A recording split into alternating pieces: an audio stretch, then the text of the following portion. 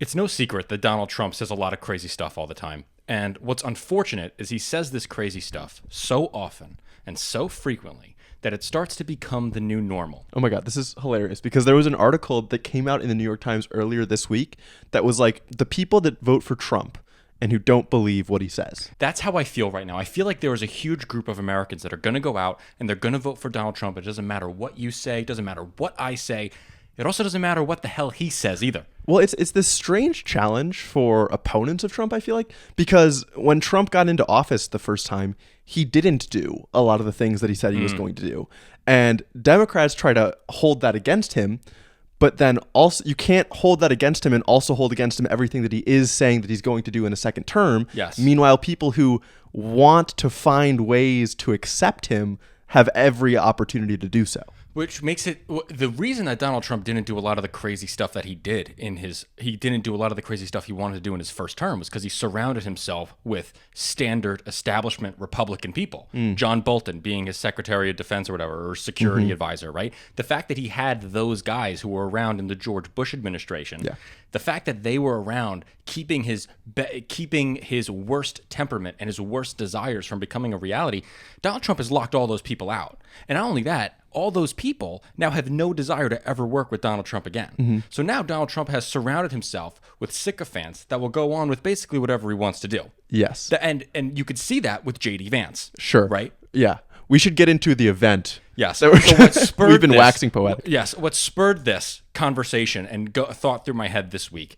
besides all the other stuff that he's been saying over the last couple months. But the things that have really gotten to me are two specifically, okay? Yeah. First thing he said that freaked me out was he was talking about how there are people coming into this country that are ruining the genes of our nation. Yes. They are coming into the country and they're ruining our genes. We have very bad genes in this country, he said.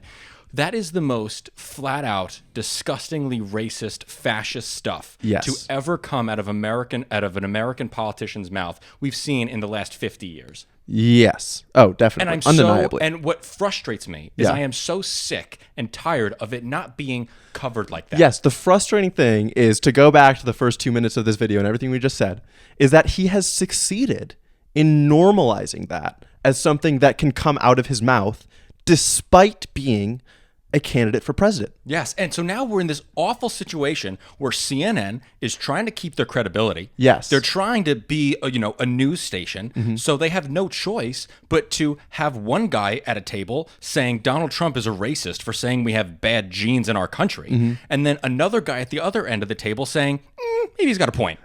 And it's like, I'm so sick of that dichotomy being portrayed on our media every day. Yes. And what we were just talking about this off camera too. Like the problem is that the media environment is too fractured, and CNN doesn't have the power to influence the conversation and what is actually talked about by like keeping off the person who's going to agree with Trump's like statement supporting eugenics. Because if anything, first of all, it's going to reinforce how Trump is a victim and that the mainstream media is coming after him, the establishment is coming after him. It's going to bolster his support among the people who already believe that. And also, people are just going to find that messaging on Twitter or on YouTube or on one of a million different independent publishers' platforms like us doing this right now. They can just go on X and look at Elon Musk's retweets Yes, and see exactly. how Elon Musk is saying that this is going to be the last election ever because if Democrats get elected, too many brown people are going to be in the country. Yeah.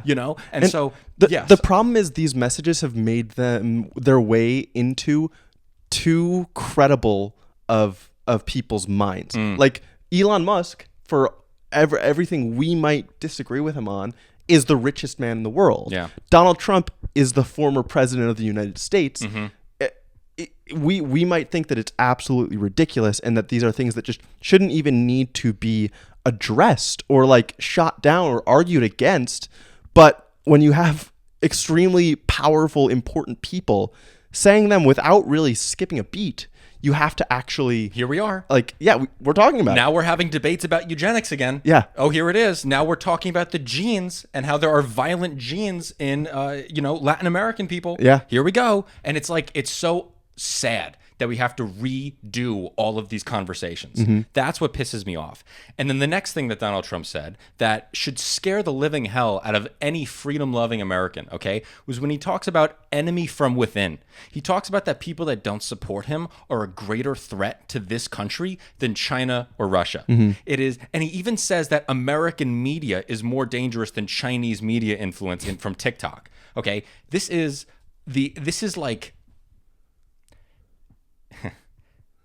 I don't know if you could get any more radical, deranged than this. I truly don't think you can. No. Calling the enemy from within, talking specifically about politicians and how they need to be, Adam Schiff, how he needs to be punished for what he's done, how he went against me, how he's talking about people who don't vote for me have to have their heads examined because they must be crazy not to vote for me. Yeah. It's something that we should not be taking this man seriously, and it just frustrates the hell out of me that we have to. That we're forced to, yeah. And it frustrates the hell out of me that so many people don't believe him when he says these things. And that's what you were alluding to in the beginning. Yeah. Well, see, to me, I am not as bothered from the enemy from within.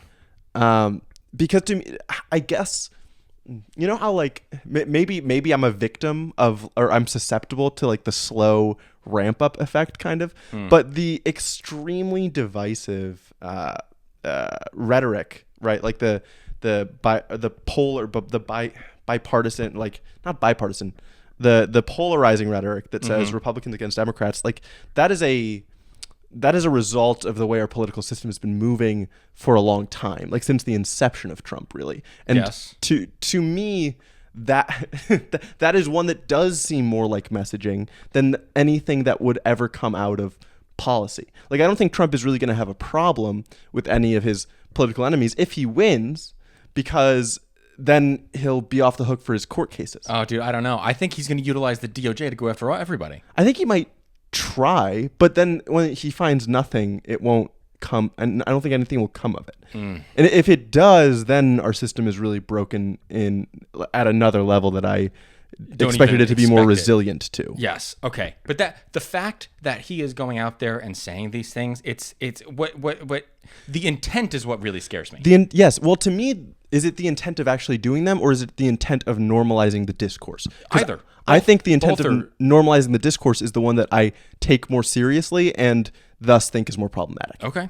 Yeah. I just think, and so this gets to the real meat here, is I think that the media does not do a good enough job of expressly and clearly stating the existential danger that a second Trump administration would bring. And this is where we disagree. Yeah. Because your part of your support for that statement, right, is because the Trump aligned people still make their way onto CNN. Right? That's my issue. It's when CNN has the two people having that conversation and treating it like a both sides issue. Yeah. That's my problem. It's like, to me, having a climate scientist and a climate denier sitting at a table together. You're not equal. Stop doing this. Yes, there is. You're saying there is one viewpoint here. There is one side that is objectively more valid. Yes. More correct. Yes. And I feel like it is the media are the victims to me. And I think that's why I don't have a problem with it. That could be true, actually. Yeah. The media could very well be victims. It reminds me of when Fox, I think they called Arizona for Biden before anyone else, and then they reported, like, they had to ramp the right-wing rhetoric back up because people were changing the channel to Newsmax. Yes. Media they are much less in the driver's seat than in the passenger seat at this point.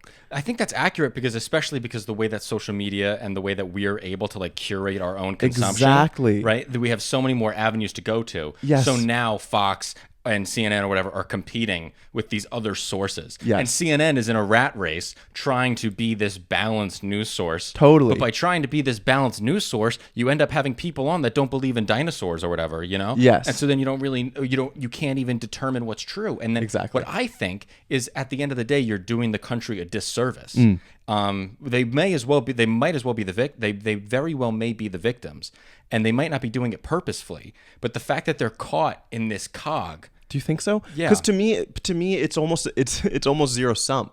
Like if CNN tries to be more quote objective, about the existential risk that Trump poses to democracy, to the Constitution. Yeah. And like showing this is a different thing than other Republicans, certainly than Kamala Harris. Then they're just going to be labeled as left-wing media. And the whole pocket of people that they could reach and possibly affect to help the country goes away. And so then this is the next part here is I think this is what ends up happening is we are playing into the delusions of a lot of people in this country that do think that genes are that brown people's genes are destroying the country. And we have to play into that delusion by pretending that we can have a conversation about it. Yeah, and that's what is scary. But I do want to give credence to that because you can't totally lock people out and call them stupid and call them names and expect them to come around, right? You have to treat them with some type of humanity. That's the question. Like, is it actually more helpful to treat people who do think that way as completely othered? Or is that just the most certain way to make sure they never listen to your side? Yes. And like, do you have to try to meet them somewhat at their level and point out why they're wrong? Yes. With the underlying reasons. And I think that gets us to another problem here where maybe the media ecosystem isn't really the issue in and of itself, but it's the way in which we allow people to disseminate information. Yes. Which is actually the bigger problem, yes. I think. But and yet I don't think I support really restrictions on that. Like, it's hard because then the government has their hands on the controls for what gets out.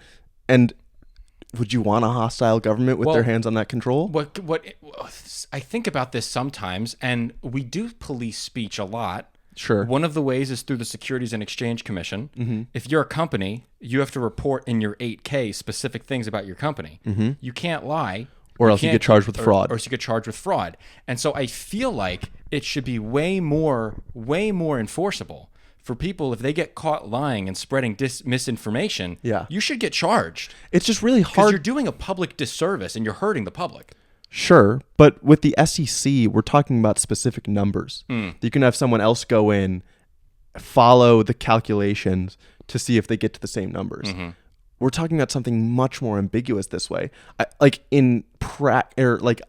Idealistically or theoretically, it sounds fantastic. Yeah. But then when you're thinking about writing, like there would be a law written to enable the executive branch to do this to some extent. And no matter how specifically you try to write the law, you will have some room for interpretation. Right. You're giving the executive branch so much power to interpret truth. Yes. And then that's where the danger comes. Exactly. Where I think it could be easier to enforce is where I think that this is kind of going is punishing lying. Specifically lying, where you can prove someone knows something and they say the opposite. Okay. For a purpose of misinformation. Yeah. Whereas you're not looking for truth too much. You're trying to catch a liar in their act. And I think that is something that could actually be done. I think that is more possible. And do you think that would apply to all media platforms? Yeah. Well, yes. And so what I believe in is eliminating Section 230 from all these social media companies, because Section 230 allows a lot of these media groups to not be responsible for the things that get published on their platforms. Yeah. Only the individuals become responsible. I want the platforms to be responsible. They have to police it. I want the platforms to have to police this stuff. I want them to be responsible for this. But does Section 230, I'm sure it doesn't actually outlaw or ban lying, right? It's just like libel or like slander, that kind of thing? That kind of thing.